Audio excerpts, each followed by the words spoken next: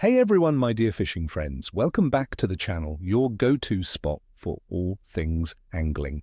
Today, we're diving deep into the fishing forecast for Saturday, the 20th of September 2025, across beautiful New Zealand.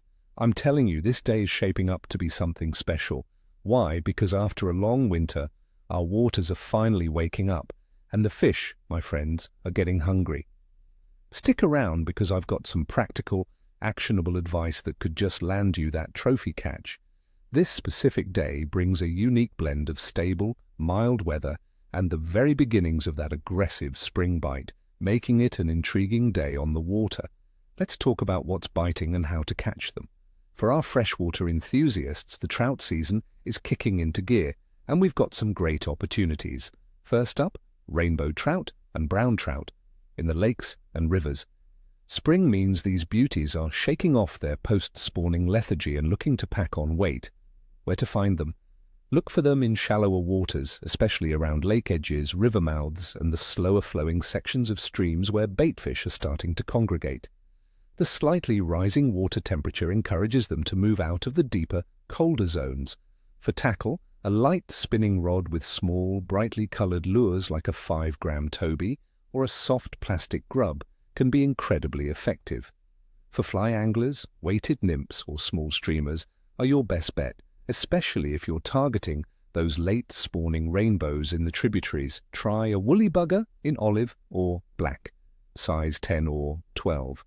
Remember, after winter they're often less wary, so presentation is key, but don't be afraid to experiment with retrieve speed.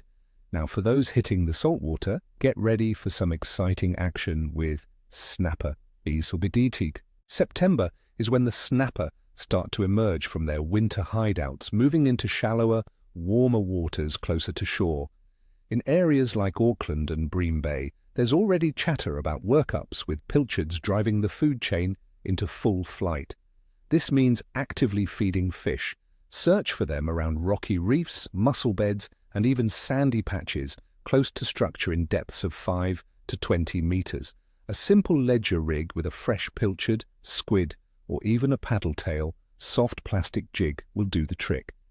A 3 to 5 ounce sinker should be enough to hold bottom. Pay close attention to tidal changes. The incoming tide often brings the fish closer to shore and into feeding mode.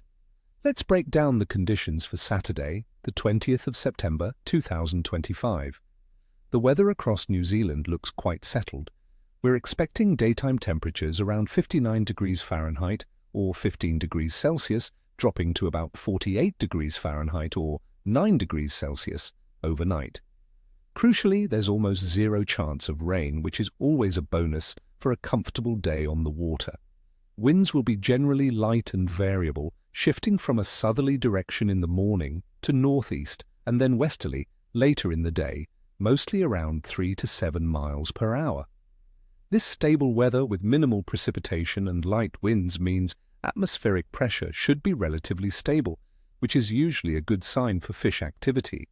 Sudden pressure drops can send fish deep and make them finicky, but a steady pattern tends to keep them on the bite.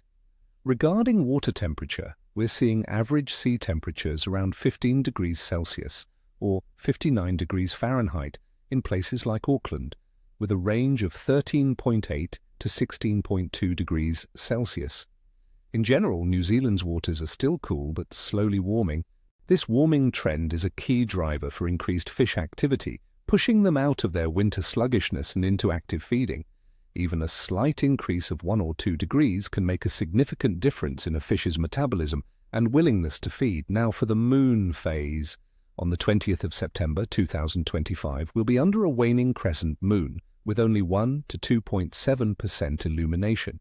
This is very close to the new moon, which happens just the next day. In traditional fishing lore, the waning crescent phase, especially approaching a new moon, is often considered a period of moderate to slow fishing. Some believe the reduced moonlight makes fish less active or perhaps more nocturnal. However, in my experience, especially during the spring awakening, other factors like stable weather and rising water temperatures can easily outweigh the moon's influence. It's more about how well you understand the fish's immediate environment. Overall, the biological activity of fish in New Zealand for this time of year, early spring, is on an upward trend.